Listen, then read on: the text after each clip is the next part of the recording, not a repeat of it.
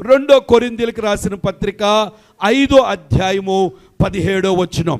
రెండో కొరింథీయులకు రాసిన పత్రిక అపోస్తలుడైన పౌలు కొరింథీలో ఉన్న సంఘానికి ఈ పత్రిక రాస్తూ చెప్తున్న మాటలు ఇవి. చదవండి. కాగా ఎవడైనను క్రీస్తు యేసునందున్న ఎడల వాడు నూతన సృష్టి, పాతవి గతించెను, ఇదిగో క్రొత్తవి నూతనమాయెను. దేవునికి స్తోత్రాలు చెల్లిద్దాం. కాగా ఎవడైనను క్రీస్తు యేసునందున్న ఎడల వాడు నూతన సృష్టి, పాతవి గతించెను, ఇదిగో క్రొత్తవాయెను. ఒక వ్యక్తి రక్షణ పొందిన తరువాత, సొంత రక్షకుడుగా యేసు ప్రభువును స్వీకరించిన తరువాత వారి జీవితంలో జరిగే గొప్ప మార్పు ఏంటంటే ఈ ఆత్మలో జరుగుద్ది. పాత ఆత్మ చనిపోతుంది. దేవుడు నూతన ఆత్మని బిడ్డకి ఇస్తాడు. దేవునికి స్తోత్రాలు చెల్లిద్దాం. ఎవడైనను క్రీస్తు యేసునందున్న ఎడల వాడు నూతన సృష్టి. ఒక నూతనంగా ఆయనకున్న ఓల్డ్ స్పిరిట్, ఆయనకున్న ఓల్డ్ ఆత్మ ఏమైపోతుందో తెలుసా?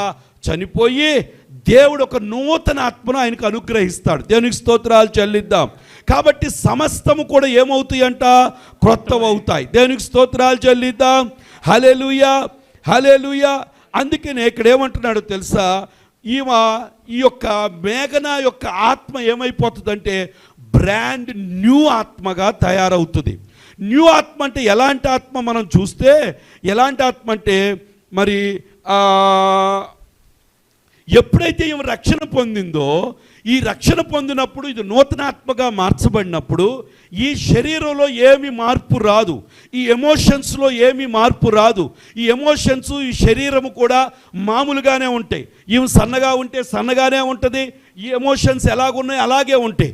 కానీ రక్షణ పొందినప్పుడు ఎప్పుడైతే నోటితో యేసు ప్రభుని ఒప్పుకొని, హృదయంలో యేసు ప్రభు నిజమైన దేవుడని, ఆయన ఈ లోకానికి వచ్చి చనిపోయి తిరిగి లేచాడని ఎప్పుడైతే నువ్వు విశ్వసిస్తావో అప్పుడు నువ్వేమవుతావంటే ఒక నూతన సృష్టిగా మార్చబడతావు. దేవునికి స్తోత్రాలు చెల్లిద్దాం. హల్లెలూయా, హల్లెలూయా.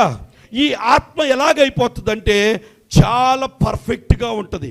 ఏ మలినం లేని ఆత్మగా, ఎంతో పరిశుద్ధంగా, ఎంతో పవిత్రతతో, ఎంతో యథార్థతతో కలిగిన ఆత్మగా ఈ ఆత్మ ఉంటుంది. దేవునికి స్తోత్రాలు చెల్లిద్దాం. చూడండి, ఒక్కసారి ఈ వాక్యాన్ని మనం చూద్దాం.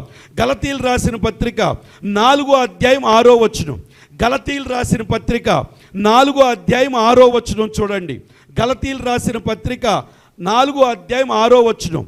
మరియు మీరు కుమారులై ఉన్నందున నాయనా తండ్రి, జాగ్రత్తగా వినాలి, నాయనా తండ్రి, అబ్బా తండ్రి అని మొర్రపెట్టు తన కుమారుని ఆత్మను దేవుడు మన హృదయములోనికి పంపెను. దేవునికి స్తోత్రాలు చెల్లిద్దాం. హల్లెలూయా, హల్లెలూయా. దేవుడంట అబ్బా తండ్రి అని మొర్రపెట్టి ఆత్మను ఏం చేశాడు? దేవుడు ఇక్కడ డిపాజిట్ చేశాడు. దేవునికి స్తోత్రాలు చెల్లిద్దాం. ఎప్పుడైతే ఈ ఆత్మ రక్షించబడిందో, ఎప్పుడైతే నూతన సృష్టిగా మార్చబడిందో, ఎప్పుడైతే ఆ ఓల్డ్ స్పిరిట్ పోయిందో, నూతన ఆత్మతో ఎప్పుడైతే నింపబడిందో, సొంత రక్షకుడిగా స్వీకరించినప్పుడు ఈ ఆత్మ అంటే ఏం చేస్తుంది? అబ్బా తండ్రి మొర్రపెట్టే ఆత్మను దేవుడు అనుగ్రహించాడు. దేవునికి స్తోత్రాలు చెల్లిద్దాం. ఎందుకంటే old spirit will die, new spirit will cry Abba Father. అంటే అయ్యా నాయనా తండ్రి అని మొర్రపెట్టే ఆత్మను దేవుడు అనుగ్రహించాడు. తర్వాత రోమీయులకు రాసిన పత్రిక 8వ అధ్యాయము 9వ వచనం చూడండి. రోమీయులకు రాసిన పత్రిక 8వ అధ్యాయము 9వ వచనం. దేవుని ఆత్మ మీలో నివసించి ఉన్న ఎడల, జాగ్రత్తగా వినండి, దేవుని ఆత్మ మీలో నివసించి ఉన్న ఎడల మీరు ఆత్మ స్వభావము కలవారే గాని శరీర స్వభావము కలవారు కారు. ఎవడైనను క్రీస్తు ఆత్మ లేనివాడైతే వాడాయన వాడు. దేవునికి స్తోత్రాలు చెల్లిద్దాం. ఇప్పుడు జరిగిన విషయం ఏంటంటే, ఎప్పుడైతే రక్షణ పొందిందో, ఎప్పుడైతే బాప్తిసం తీసుకుందో, ఎప్పుడైతే సొంత రక్షకుడిగా యేసు ప్రభువుని అంగీకరించిందో, అంగీకరించిన నాటిన జరిగిన పని ఏంటంటే ఈమెకి ఈ యొక్క నూతన ఆత్మ వచ్చింది. మేఘనాకి దేవుడు ఎలాంటి ఆత్మ? యేసు ప్రభువు లాంటి ఆత్మ, పర్ఫెక్ట్ ఆత్మ, నీతి ఆత్మ. అలాంటి ఆత్మను దేవుడు ఇక్కడ అనుగ్రహించాడు. ఇది అబ్బా తండ్రి అని మొర్రపెట్టే ఆత్మ. ఈ ఆత్మ మీలో నివసించుచున్నది. కాబట్టి ఈ ఆత్మ కలిగిన వారే ఎవరు బిడ్డలు? దేవుని బిడ్డలు. దేవునికి స్తోత్రాలు చెల్లిద్దాం. మనం పైవారం అనే టాపిక్లో ఒక విషయాన్ని మనం తెలుసుకున్నాం. ఎందరైతే దేవుని అంగీకరించారో వారందరూ ఎవరి పిల్లలు? ఆ దేవుని పిల్లలు ఎక్కడ ఉంటారని మనం చదివాం. పరలోకంలో ఆయన పక్కన. దేవునికి స్తోత్రాలు చెల్లిద్దాం. హల్లెలూయా, హల్లెలూయా. కాబట్టి దేవుని ఆత్మ మీలో నివసించి ఎన్నడలా మీరు ఆత్మ స్వభావము కలిగిన వారు. దేవునికి స్తోత్రాలు చెల్లిద్దాం.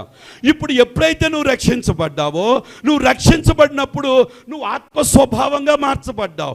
ఇక్కడే ఆశీర్వాదం. యేసుప్రభు ఉన్న చోట ఆశీర్వాదం, యేసుప్రభు ఉన్న చోట దీవెన, యేసుప్రభు ఉన్న చోట స్వస్థత, యేసుప్రభు ఉన్న చోట నెమ్మది, యేసుప్రభు ఉన్న చోట నీతి, అన్ని కలిగి ఆత్మ ఏమైందో తెలుసా? పర్ఫెక్ట్గా తయారై ఉంది. దేవునికి స్తోత్రాలు చెల్లిద్దాం. హల్లెలూయా. ఎందుకంటే యేసు ప్రభువును అంగీకరించినప్పుడు దేవుడు ఏం చేస్తాడు? నూతన సృష్టిగా ఇవని. ఎందుకంటే ఈ ఆత్మ వల్ల ఏమేం చేస్తుంది? జీవిస్తుంది. దేవునికి స్తోత్రాలు చెల్లిద్దాం. ఒక్కసారి ఈ ఆత్మ ఆగిపోతే ఈ రెండు కూడా ఏమవుతాయి? ఆగిపోతాయి. దేవునికి స్తోత్రాలు చెల్లిద్దాం. అందుకే అపోస్తలుడైన పౌలు రోమీలో అంటాడు, నశించిపోయి ఆత్మనంట, నశించిపోయి మీ శరీరాలను, చావుకు లోనైన మీ శరీరాలను తన ఆత్మ ద్వారా మిమ్మల్ని ఏం చేస్తున్నాడు? జీవింపజేస్తున్నాడు. దేవునికి స్తోత్రాలు చెల్లిద్దాం. హల్లెలూయా. కాబట్టి ప్రియమైన దేవుని బిడ్డలారా, రక్షణ పొందిన తర్వాత ఇక్కడ పెద్ద ట్రాన్స్ఫర్మేషన్ వచ్చింది, గొప్ప రూపాంతరం జరిగింది. ఈ యొక్క రూపాంతరాన్ని శరీరంలోకి తీసుకురావాల్సిన బాధ్యత ఎవరి మీద ఉంది? ఆత్మ మీద ఉందా? ప్రాణం మీద ఉందా? చెప్పండి, ఎవరిది బాధ్యత? మనదే. దేవునికి స్తోత్రాలు చెల్లిద్దాం. అలే నిజమే, ప్రాణం మీదే ఉంది. కానీ ఈ ప్రాణాన్ని ఆత్మతో కలపటానికి ఎవరు ప్రయత్నించాలి? ఈ శరీరం పద్దాక ముడి దగ్గర కూర్చుంటుంది, బ్రహ్మ ముడి దగ్గర. ఈ శరీరం సమయం వస్తే పక్కన వాళ్ళందరూ పిలుచుకొచ్చి ముచ్చట్లు వాళ్ళ మీద వీళ్ళ మీద చాడీలు చెప్తుంది. ఇప్పుడు ఇక్కడ డిపాజిట్ చేయబడిన ఇవన్నీ దీంట్లోకి ఎలా వస్తాయి? దీని నుంచి ప్రవహించి దీంట్లోకి రావాలి కదా. ఇది పద్దాక ఎంతసేపు చేస్తుంది? ఈ లోకం కొరకే పరిగెడుతుంది. పొద్దున్న లెగ్గానే ప్రార్థన లేదు, వాక్యం లేదు, సెల్ ఫోన్ తీయటం, ఎవరు ఏ రీల్ పెట్టారా, ఎవరు ఏ స్టేటస్ పెట్టారా, ఎవరు ఏం చేస్తున్నారా, ఎవరు ఏంటని, ఇదంతా లోకంతో ముడిపడిపోయి లోక పేపరు, లోక వార్తలు, ఇవన్నీ నీ బుర్రకి నువ్వు ఎక్కిచ్చేసుకుంటూ ఉన్నావు అనుకో. ఇప్పుడు ఇక్కడ డిపాజిట్ చేయబడి రూపాంతరం జరిగిన ఈ రూపాంతరం ఈ శరీరంలో కనబడుద్దా? ఎందుకు కనపడదు? ఇక్కడ ఏమైపోయింది? ఈ రూపాంతరానికి ఇది లోబడట్లేదు. ఈ మైండ్ ఈ సొంత ఇష్టం, ఇదే నా ఇష్టం అంటది. నేను సడన్గా ఆత్మ చెప్పుది ప్రార్థన చేయమని చెప్పింది. 40 రోజులు ఉపవాస ప్రార్థన చెప్తున్నావు, ప్రార్థనకి వెళ్ళని ఆత్మ చెప్తుంది నీకు. శరీర ప్రాణం ఏమో తెలుసు, ఏమి వెళ్తావులే, అలసిపోయావుగా, ఇప్పుడే పనిచేసి వచ్చావుగా అని చెప్పి ఈ ప్రాణం పద్దాక నిన్ను కంట్రోల్ చేసి ప్రార్థనకు రానివ్వట్లేదు. ఒకవేళ ప్రార్థనకు రావటం ద్వారా ఏ మేలు జరుగుద్దో, ఏ కీడు నుంచి తప్పించబడతావో, ఏ దీవెన దేవుడు నీకు ఇవ్వబోతున్నాడో, ఎటువంటి కార్యం నువ్వు చూడబోతున్నావు నీకు తెలియదు. కానీ ఈ ప్రాణం ఏం చేసింది? ఈ సొంత ఇష్టం కానీ, సొంత ఎమోషన్స్ కానీ, నీ వ్యక్తిత్వం దేవునికి లోబడుకోకుండా ఈ లోకానికి లోబడి, ఈ లోక పద్ధతులకు లోబడి దేవుని సన్నిధికి రాకుండా కూర్చుంటే ఈ ప్రాణంలో, ఈ ఆత్మలో ఉన్న దీవెనంతా నీకు వస్తుందా? ప్రియుడా, ఆత్మలో వర్ధిల్లుచున్న ప్రకారము నువ్వు ఇక్కడ వర్ధిల్లుతున్నావు. అన్ని విషయాల్లో వర్ధిల్లాలంటే నువ్వేం చేయాలి? ఈ మైండ్ని ఆత్మ సంబంధంగా నువ్వు మార్చుకోవాలి, ఆత్మకు అనుకూలంగా నువ్వు మార్చుకోవాలి. నువ్వెప్పుడు ఏం చెప్పాలి? బలహీనుడైతే ఏమని చెప్పాలి? బలవంతుడని చెప్పాలి. దరిద్రుడైతే ఏమని చెప్పాలి? ధనవంతుడని చెప్పాలి. అనారోగ్యవంతుడైతే ఏమని చెప్పాలి? ఆరోగ్యవంతుడు. నీకు ఆరోగ్యం లేదు, ఒంట్లో చాలా నీరసంగా ఉంది, ఒంట్లో చాలా బలహీనతలు ఉన్నాయి, ఒంటి నిండా భయంకరమైన పరిస్థితి ఉంది. కానీ ఈ మైండ్ ఏమంటుంది? మైండ్ చూసిన దాన్ని బట్టి మాట్లాడుద్ది. ఆత్మ ఏం చేస్తుంది? దేవుని ఆధారం చేసుకుని మాట్లాడుద్ది. ఈ మైండ్ ఎప్పుడు శరీరం కలిగే మార్పులు బట్టి మాట్లాడుతూ ఉంటుంది. డబ్బులుంటే ఉన్నాయి అంటది, లేకపోతే లేవు అంటది. ఈ యొక్క ఆత్మ ఏమంటది? లేకపోయినా దేవుణ్ణి ఆధారం చేసుకుని నా దేవుడు నాకు ఇవ్వగలడని చెప్పి ఏం చేస్తుందో తెలుసా? నా దేవుడు నన్ను పోషిస్తాడంట. దేవునికి స్తోత్రాలు చెల్లిద్దాం. హల్లెలూయా. కాబట్టి ఈ మైండ్లో ఉన్న పరిపక్వత, ఈ మైండ్లో జరిగిన ట్రాన్స్ఫర్మేషన్, ఈ మైండ్లో జరిగిన రూపాంతరాన్ని ఈ ఆత్మలో జరిగిన రూపాంతరాన్ని ఈ మైండ్లోకి తీసుకొచ్చి ఈ మైండ్లోంచి నువ్వు శరీరం నుంచి అనేకులకు చూపించవలసిన బాధ్యత నీ మీద ఉంది. దేవునికి స్తోత్రాలు చెల్లిదు. అలా చెయ్యాలంటే పొద్దున్న లేచి నువ్వేం చేయాలి? ప్రార్థన చేయాలి. 40 రోజుల క్రమాలకి ఎగ్గొట్టి నువ్వు కూర్చుంటే నువ్వెక్కడ రూపాంతరం జరుగుతావు? నీ వల్ల కాదు. నువ్వు ఎంత గిలగిల కొట్టుకో, ఈ యొక్క ఆత్మలో ఉన్న దీవెన నీ ఒంటిలో నీ ఇంట్లో ఎక్కడ కనపడదు. దేవునికి స్తోత్రాలు చెల్లి. ఎందుకంటే దీవెన వచ్చే వాళ్ళు నువ్వు కట్టేసుకుంటున్నావు. దీవెన ప్రవహించే వాళ్ళు నువ్వేం చేస్తున్నావు? కట్టేస్తున్నావు. నీకు నువ్వే కట్టేసుకుంటున్నావు. నీకు నువ్వే రానికుండా ఆపుకుంటున్నావు. ప్రార్థన అంటే ఇష్టం లేదు, దేవుడు అంటే ఇష్టం లేదు, క్రమాలంటే ఇష్టం లేదు. ఎప్పుడు దేవుడు పాటలు వినవు, దేవుని వాక్యం వినవు, దేవుని వాక్యం చదవవు, ఎలా దీవెనలు నీ శరీరంలోకి వస్తాయి? రావు. దేవునికి స్తోత్రాలు చేయలేదు. అందుకే చాలామంది పైకి రాకపోవడం కారణం ఏంటంటే వాళ్ళల్లో సర్వ సమృద్ధి కలిగిన వారై ఉండి కూడా ఆ సర్వ సమృద్ధిని బయటికి తేలేని వారుగా బ్రతుకుతున్నారు.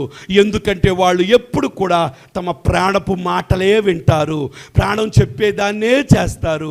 అది వద్దంటే పడుకుంటారు, మందిరానికి రారు, క్రమానికి రారు, దేవుని సన్నిధికి ప్రాధాన్యత లేదు, ఆదివారమే పనులు పెట్టుకుంటారు, ఏ క్రమంలో కనపడరు. అలాంటి వారి జీవితంలో ఆరోగ్యం కనపడదు. ఒక దినాన్ని ఏమైపోద్దో తెలుసా? ఈ శరీరం ఏం మాట్లాడదు తెలుసా? దీని నోట్లోంచి ఏం మాటలు వస్తాయి అంటే, నేను ఓడిపోయాను, నాకు అనారోగ్యము, మాకు లేదు, మా జీవితం ఇంతే, మా జీవితం దారుణమైన పరిస్థితి అయిపోయి లాస్ట్కి ప్రాణం ఏం ప్రేరేపించుద్దంటే, నువ్వు ఓడిపోయిన దానివి కాబట్టి ఇక్కడ బ్రతకటానికి ఈ లోకంలో నీకు అధికారం లేదు కాబట్టి నువ్వేం చేస్తావు తెలుసా? ఆత్మహత్య చేసుకోమని ఇది బాగా చెప్తా ఉంటుంది. ఈ శరీరం ఏం చేస్తుందో తెలుసా? ఆత్మహత్యకు ప్రేరేపించి ఒక దినాన చచ్చిపోద్ది. దేవునికి స్తోత్రాలు చెల్లిద్దాం. హల్లెలూయా, హల్లెలూయా. ఎందుకని? ఇక్కడున్న సమృద్ధి తెచ్చుకోలేదు. దీని మాటే వింటుంది శరీరం. ఈ మైండ్ ఈ మైండ్ నువ్వేం చేయాలి? రెన్యూ చేయాలి, రూపాంతరం జరగాలి. ఎలా రూపాంతరం జరగాలి? ఈ లోక మాటలు వింటే రూపాంతరం జరగదు. ఈ లోక మాటలు వింటే మాటల ప్రకారంగా ఈ లోకం చెప్పేది ఏంటి? ఇప్పుడు న్యూస్ ఆన్ చేశారు, న్యూస్లో మేలుకరమైన మాటలు ఉంటాయా, మనుషులు కృంగదీసే మాటలు ఉంటాయా?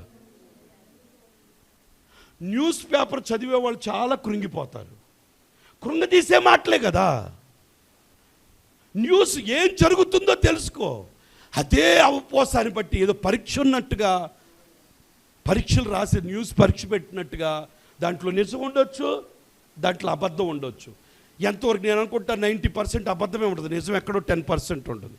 కానీ నిజం ఎక్కడ ఉందో తెలుసా? నీ జీవితం గురించి ప్రభు గ్రంథంలో ఉంది. దేవునికి స్తోత్రాలు చెల్లిద్దా. హల్లెలూయా. ఒక ఆయన అన్నాడు, నా పాదములకు నీ వాక్యము, నా పాదములకు నీ వాక్యము నా త్రోవకు. దేవునికి స్తోత్రాలు చెల్లిద్దాం. హల్లెలూయా, హల్లెలూయా. కాబట్టి చాలామంది ఓడిపోవటానికి గల కారణం ఏంటో తెలుసా? ప్రాణం మాటలు వింటున్నారు. ఈ ప్రాణాన్ని నువ్వు చేయవలసిన పని ఏంటో తెలుసా? ఈ ఆత్మతో నువ్వు లింకప్ చేయాలి. ఇది ఆత్మలోనే నీ దీవెన ఉంది, ఆత్మలోనే నీ ఆశీర్వాదం ఉంది, ఆత్మలోనే నీ స్వస్థత ఉంది, ఆత్మలోనే నీ విడుదల ఉంది, ఆత్మలో సమస్తం ఉంది. ఇది ఎందుకో తెలిసి, ఇది అబ్బా తండ్రి అని మొర్రపెట్టే ఆత్మ, ప్రభు కదిలే ఆత్మ, ఇది ప్రభు పెనిట్రేట్ అయ్యే ఆత్మ. ఇది ఈ ఆత్మ ఎప్పుడు కూడా నిన్ను పైకి తీసుకురావాలి ఇష్టపడుతుంది. కానీ ఈ రెండిటికి, శరీరానికి ఆత్మకు మధ్యలో ప్రాణం ఉంది. ఈ ప్రాణం ఎప్పుడు నిన్ను కృంగదీయడానికి ఇష్టపడుతూ ఉంటుంది. ఈ ప్రాణం ఎప్పుడు దిగులు పరచడానికి ఇష్టపడుతూ ఉంటుంది. ఈ యొక్క దిగుల నుంచి నువ్వు తప్పించబడాలి అంటే ఖచ్చితంగా నువ్వేం చేయాలో తెలుసా? దేవునికి ఎక్కువ ప్రాధాన్యత నువ్వు ఇవ్వాలి, ప్రభు సన్నిధిలో ఎక్కువగా కూర్చోవాలి. నువ్వు ఒక్కదానివే ఉండలేకపోతున్నావని ప్రభు అప్పుడప్పుడు 40 రోజులు ఉపవాస ప్రార్థనలు, 3 రోజులు ఉపవాస ప్రార్థనలు, 21 రోజు ఉపవాస ప్రార్థనలు, టీవీలో దేవుని వాక్యము, అలాగే అనేక రకాలుగా వాక్యాలు చెప్పేది ఎందుకో తెలుసా? దీని డామినేషన్ తగ్గించడానికి, దీని యొక్క శక్తిని తగ్గించడానికి. దీని శక్తి నిర్మూలమైపోయినప్పుడు ఆటోమేటిక్గా దీంతో ఏకీభవిస్తుంది. ఈ రెండు కలిసి అంటే ఈవెన్ ఎవరు పట్టుకోలేరు. దేవునికి స్తోత్రాలు చెల్లిద్దాం. ఈమె ఎక్కడ అడుగు పెడితే అక్కడ దీవెన, ఏది పట్టుకుంటే అది ఆశీర్వాదం, ఏది పట్టుకుంటే అది. యేసేబంట పోతీఫర్ ఇంట్లో ఉన్నప్పుడు పోతీఫర్ని ఎవరిని బట్టి దేవుడు దీవించాడు? యాకోబు లాబాన్ దగ్గరికి వెళ్ళినప్పుడు ఎవరిని బట్టి లాబాన్ను దేవుడు దీవించాడు? దేవునికి స్తోత్రాలు చెల్లిద్దాం. హల్లెలూయా. కాబట్టి దేవుని ఆత్మకు ప్రాధాన్యత ఇచ్చి, దేవుని ఆత్మతోను పుడికొలుపుతూ, దేవుని ఆత్మ కార్యాలను చేస్తూ, దేవుని ఆత్మ సంబంధమైన కార్యాలను జీవిస్తూ ఉంటే దేవుడు నిన్నేం చేస్తాడో తెలుసా? గొప్ప దీవెనకరంగా నిన్ను ఉంచుతాడు. ప్రార్థన ఎగ్గొట్టి చాలామంది ప్రార్థన నిర్లక్ష్యం ఎందుకో తెలుసా? వాళ్ళు ఇక్కడ చాలా స్ట్రాంగ్గా ఉన్నారు. ఇక్కడ ఎంతసేపు ఈ లోక సంబంధ ఆలోచనలతోనే బతుకుతున్నారు. అందుకేమయ్యారో తెలుసా? ఈ ఆత్మలో ఉన్న ఫ్లో ఈ యొక్క ప్రాణంలోకి రాకుండా ఈ ప్రాణం వాలు కట్టేయబడి ఉంది. అందుకే ఆ ఫ్లో శరీరంలోకి రావట్లేదు. ఎప్పుడైతే ఈ వాలు విప్పాలి, ఈ వాలు ఆత్మతో ఏకీభవించాలి. దేవునికి స్తోత్రాలు. అర్థమైన వాళ్ళు దేవునికి స్తోత్రాలు చెప్పండి. అర్థమైన వాళ్ళు దేవునికి స్తోత్రాలు చెప్పండి. అందుకే ప్రార్థన చేయమని చెప్పేది, అందుకే క్రమాలకు రండి అని చెప్పేది, అందుకే మందిరానికి రండి అని చెప్పేది, అందుకే ఎన్నో విషయాలు చెప్తూ అయ్యా రండి, వాక్యం చదువుకోండి, దేవునితో సహవాసం చేయండి. ప్రార్థన చేస్తే ఆటోమేటిక్గా ఏమొద్దో తెలుసా? ప్రార్థన దీనికి నచ్చదు, ప్రాణానికి ప్రార్థన నచ్చదు అంత తేలిగ్గా. ఇది ఏమొద్దో తెలుసా? దీని యొక్క శక్తి నిర్మూలం అయిపోయి, దీని యొక్క బలము తగ్గిపోయి ఏమొద్దో బలహీనులయ్యి ప్రభుతో ఏకీభవించి ఆ శక్తి మీ శరీరంలోకి ప్రవహిస్తుంది.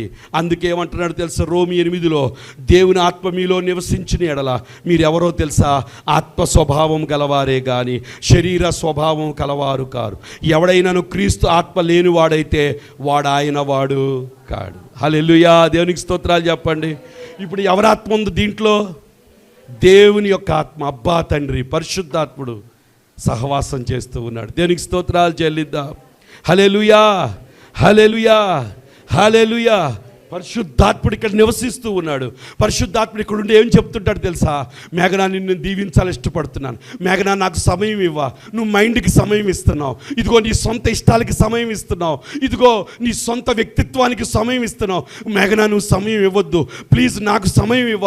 నాకు సమయం ఇస్తే నీ బ్రతుకుని ఎలా చేస్తాను నేను చూపిస్తాను. ఒక ఎస్తేర్ లాగా మార్చేస్తాను. ఇదిగో అనేకుల ముందు నేను ఆశీర్వాదకరంగా మార్చేస్తాను. ఇదిగో ఎబ్బేజు ఏ విధంగా అయితే మైండ్కి సమయం ఇవ్వకుండా దేవునికి సమయం ఇచ్చాడు. ఏమని చెప్పాడో తెలుసా? అయ్యా నా సరిహద్దులను విశాలపరచు. ఇంకేమన్నాడో తెలుసా? ఏ కీడు రాకుండా నన్ను తప్పించు నాయనా, నీ చేయి ఎడతెగక నన్ను. అంటే ఈ శరీరం ఏం చేసింది?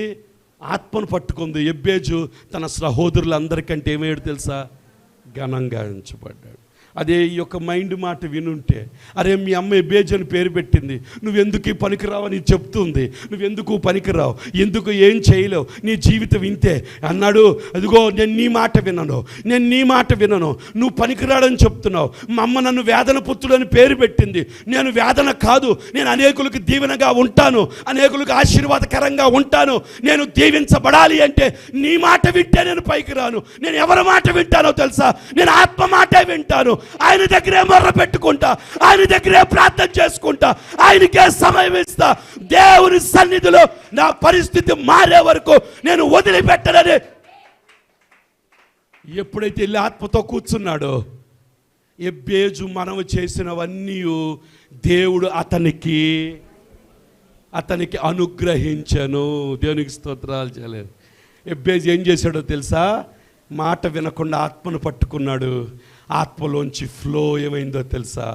ఇంకా ఈ శరీరం ఈ మాట వినపోతే ఇది ఏం చేస్తుంది? లాస్ట్కి నా మాట వింటలేదు కదా అని చెప్పి, సరే మేమిద్దరం కలిసి ఎవరి మాట వింటాం? ఆయన మాట వింటాం. దేవునికి స్తోత్రాలు చెల్లిద్దాం. హల్లెలూయా. ఎబ్బేజు అందరికన్నా ఘనం. కాబట్టి మీ దీవెన ఎక్కడుంది ఇప్పుడు చెప్పండి? ఎక్కడుంది? మీ ఆశీర్వాదం ఎక్కడుంది? ఇప్పుడు నా ప్రశ్న, మీ ఆత్మ మీలో ఉందా, వేరే వాళ్ళలో ఉందా? అంటే మీ దీవెన ఎవరిలో ఉంది? గట్టిగా చెప్పండి.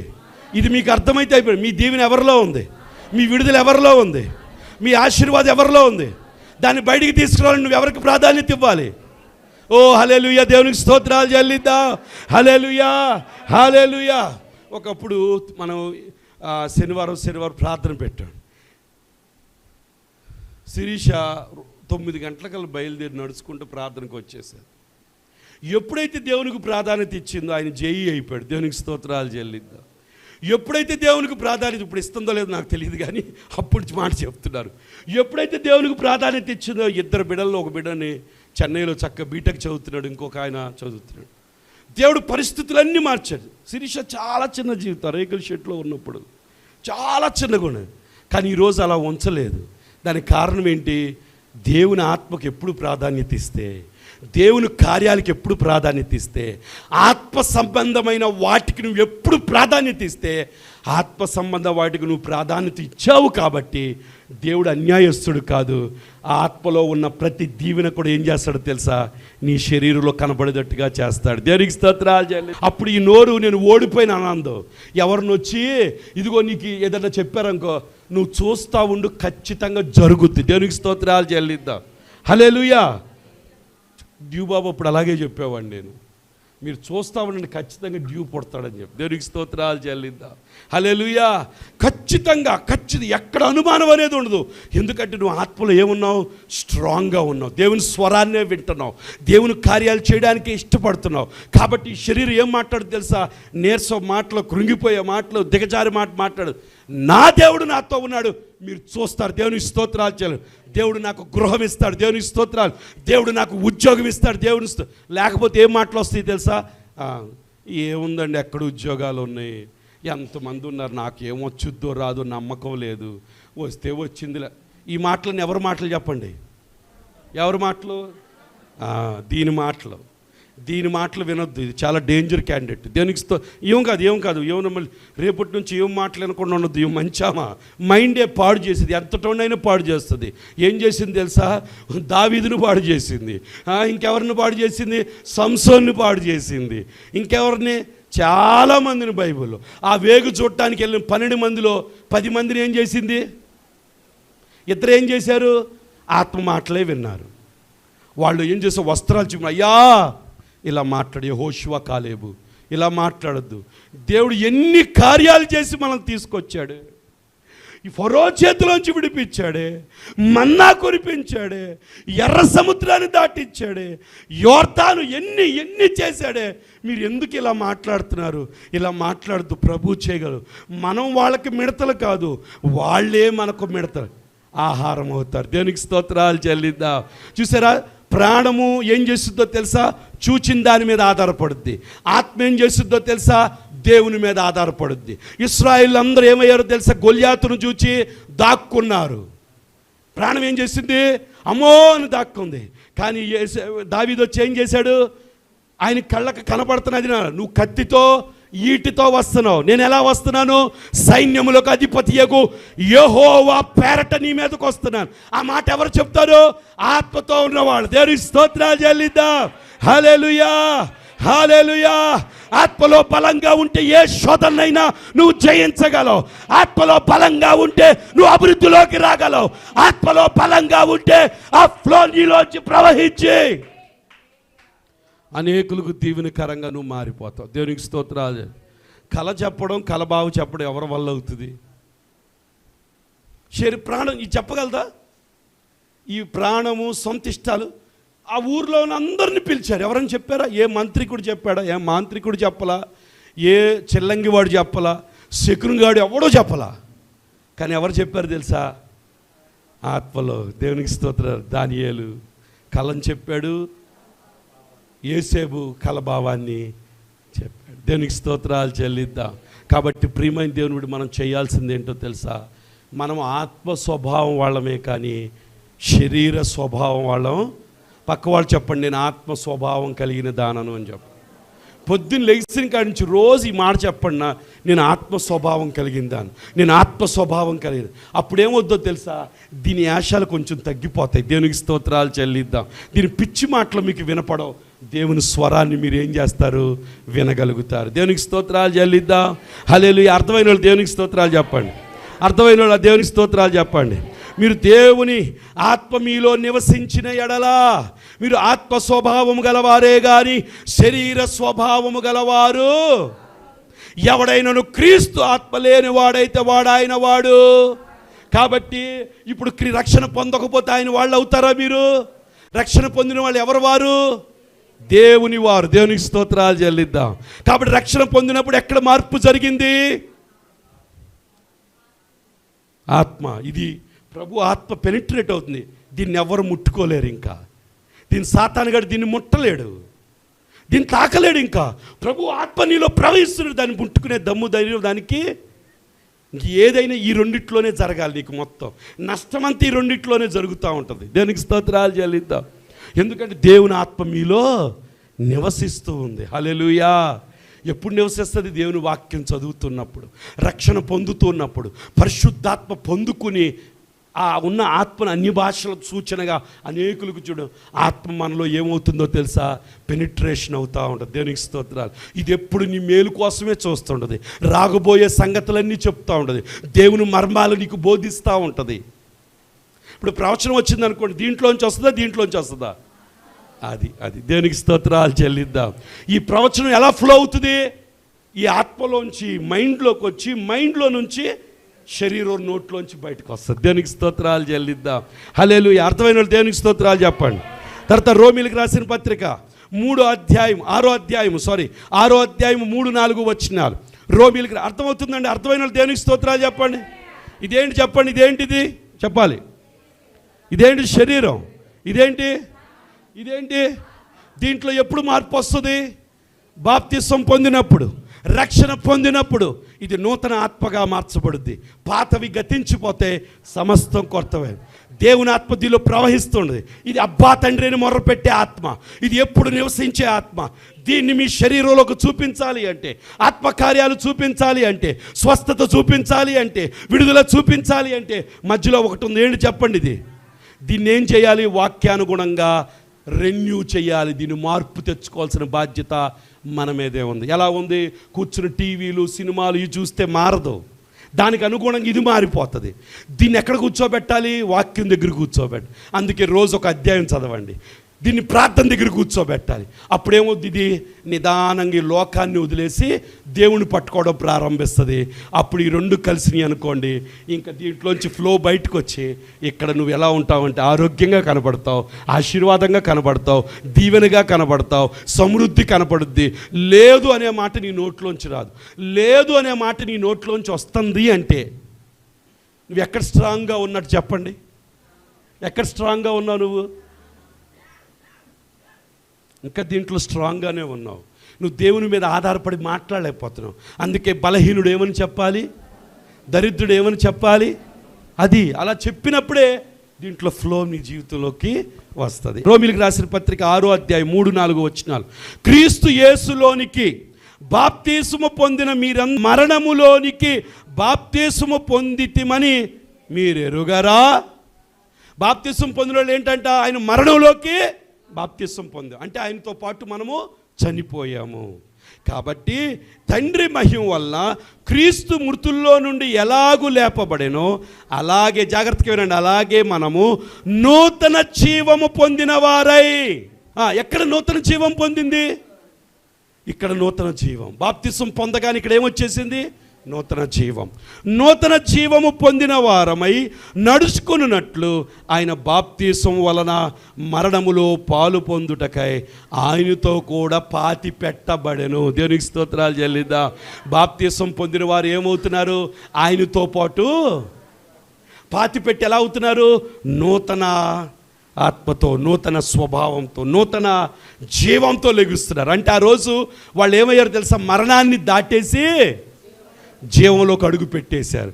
ఒకసారి జీవంలోకి అడుగు పెట్టినాక మళ్ళీ మరణంలోకి దేవుడు తీసుకొస్తాడా? తీసుకురాడు. అందుకే ప్రాణము శరీరంకి ఆత్మతో అంత సంబంధం ఉండదు. దేవునికి స్తోత్రాలు చెల్లిద్దాం. హల్లెలూయా. ఇవి ఎప్పుడు లోకాన్ని బేస్ చేసుకుని బ్రతికేవి, ఇది దేవుని వాక్యాన్ని చేసుకుని బేస్ చేసుకుని బ్రతికేది. అందుకే దేవుని వాక్యాన్ని మనం ఏం చేయాలో తెలుసా?